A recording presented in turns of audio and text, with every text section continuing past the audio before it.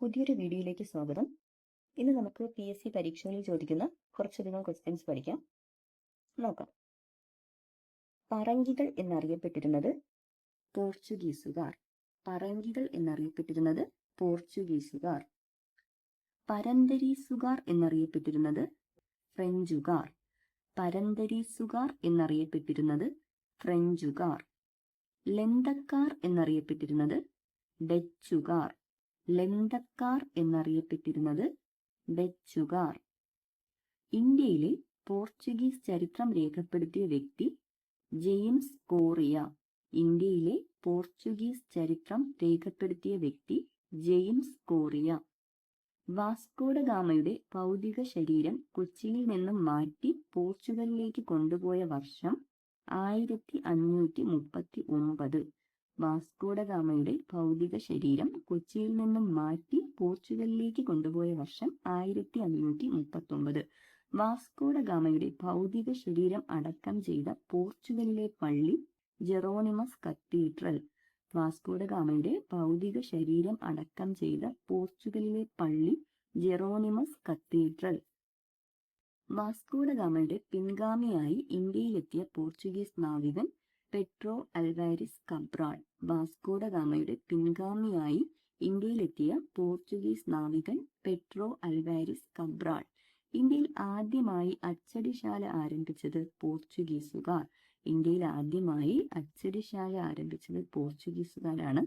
ഇന്ത്യയിൽ ആദ്യമായി അച്ചടിശാല ആരംഭിച്ച വർഷം 1556 ഗോവയിലാണ്. ഇന്ത്യയിൽ ആദ്യമായി അച്ചടിശാല ആരംഭിച്ചത് പോർച്ചുഗീസുകാരാണ്. ആരംഭിച്ച വർഷം 1556. ആരംഭിച്ച സ്ഥലം ഗോവയാണ്. വാസ്കോഡ ഗാമ ഇന്ത്യയിലെത്തിയത് 1498 മെയ് 20. വാസ്കോഡ ഗാമ ഇന്ത്യയിലെത്തിയ വർഷം 1498 മെയ് 20. ഇന്ത്യയുമായി കച്ചവട ബന്ധം സ്ഥാപിച്ച കത്തോലിക്ക മതവിഭാഗക്കാർ പോർച്ചുഗീസുകാരാണ്. ഇന്ത്യയുമായി കച്ചവട ബന്ധം സ്ഥാപിച്ച കത്തോലിക്ക മതവിഭാഗക്കാർ പോർച്ചുഗീസുകാരാണ്.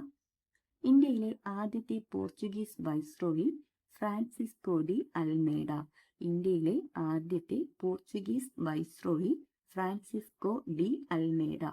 ഇന്ത്യയിലെ രണ്ടാമത്തെ പോർച്ചുഗീസ് വൈസ്രോയി അൽബുക്കർക്ക്. ഇന്ത്യയിലെ രണ്ടാമത്തെ പോർച്ചുഗീസ് വൈസ്രോയി അൽബുക്കർക്ക്. നീലജല നയം നടപ്പിലാക്കിയ പോർച്ചുഗീസ് വൈസ്രോയി അൽമേഡ. നീലജല നയം നടപ്പിലാക്കിയ പോർച്ചുഗീസ് വൈസ്രോയി അൽമേഡ. പോർച്ചുഗീസ് കോളനിവൽക്കരണത്തിന് നേതൃത്വം നൽകിയ വ്യക്തി അൽബുക്കർക്ക്. പോർച്ചുഗീസ് കോളനിവൽക്കരണത്തിന് നേതൃത്വം നൽകിയ വ്യക്തി Albuquerque. Dutch east India company സ്ഥാപിച്ച വർഷം 1602. ഡച്ച് ഈസ്റ്റ് ഇന്ത്യ കമ്പനി സ്ഥാപിച്ച വർഷം 1602. 1605 ഡച്ചുകാർ ഇന്ത്യയിലെ ആദ്യത്തെ ഫാക്ടറി സ്ഥാപിച്ചത് എവിടെയാണ്? മസൂലിപട്ടണം. 1605 ഡച്ചുകാർ ഇന്ത്യയിലെ ആദ്യത്തെ ഫാക്ടറി സ്ഥാപിച്ചത് മസൂലിപട്ടണത്താണ്.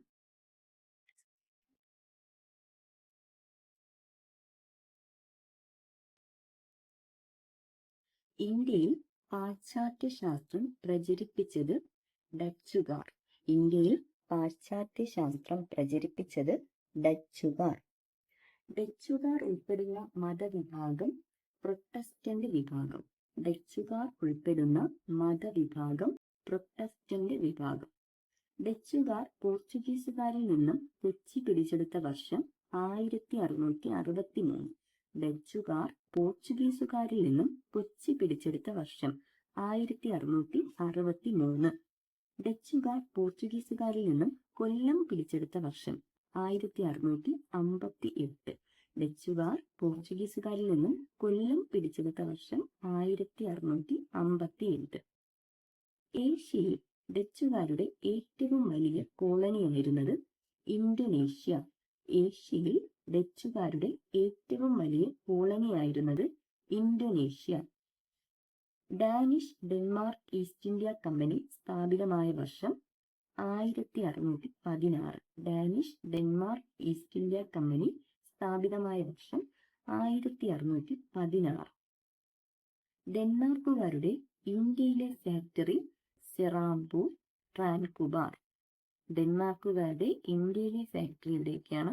സെറാംപൂർ, ട്രാൻകുബാർ. ഡെൻമാർക്കുകാർ ഇന്ത്യയിൽ ഫാക്ടറി സ്ഥാപിച്ച വർഷം 1620. ഡെൻമാർക്കുകാർ ഇന്ത്യയിൽ ഫാക്ടറി സ്ഥാപിച്ച വർഷമാണ് 1620. 1868 ഫ്രഞ്ചുകാർ ഇന്ത്യയിൽ ആദ്യത്തെ വ്യാപാര കേന്ദ്രം ആരംഭിച്ചത് സൂററ്റിലാണ്. 1868 ഫ്രഞ്ചുകാർ ഇന്ത്യയിൽ ആദ്യത്തെ വ്യാപാര കേന്ദ്രം ആരംഭിച്ചത് സൂററ്റിൽ.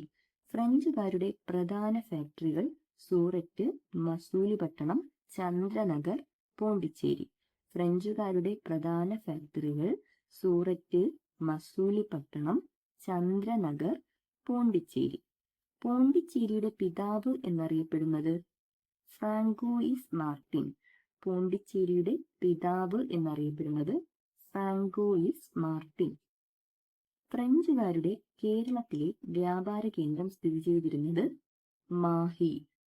ഫ്രഞ്ചുകാരുടെ കേരളത്തിലെ വ്യാപാര കേന്ദ്രം സ്ഥിതി ചെയ്തിരുന്നത് മാഹി. ഇന്ത്യയിൽ ഫ്രഞ്ച് പതനത്തിന് കാരണമായ ദാണ്ടിവാഷ് യുദ്ധം നടന്ന വർഷം 1760. ഇന്ത്യയിൽ ഫ്രഞ്ച് പതനത്തിന് കാരണമായ വാണ്ടിവാഷ് യുദ്ധം നടന്ന വർഷം 1760. വാണ്ടിവാഷ് യുദ്ധത്തിന്റെ ഫലമായി ഉണ്ടാക്കിയ സന്ധി പാരീസ് ഉടമ്പടി 1763.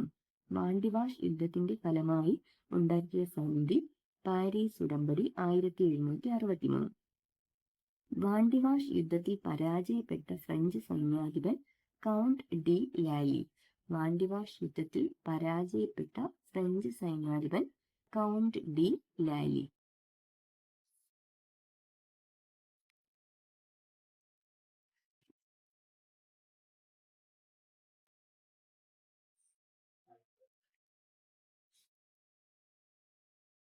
ഇന്ത്യയിലെത്തിയ ആദ്യ വിദേശികൾ അറബികളാണ്. ഇന്ത്യയിലെത്തിയ ആദ്യ വിദേശികൾ അറബികൾ. അറബികൾ ഇന്ത്യയിൽ പ്രചരിപ്പിച്ച വൈദ്യ സമ്പ്രദായം യുനാനി. അറബികൾ ഇന്ത്യയിൽ പ്രചരിപ്പിച്ച വൈദ്യ സമ്പ്രദായം യുനാനി. വിദേശികൾക്ക് ഇന്ത്യയിലേക്ക് വരുവാനുള്ള കരമാർഗം അടയ്ക്കപ്പെട്ടത് എപ്പോഴാണ്?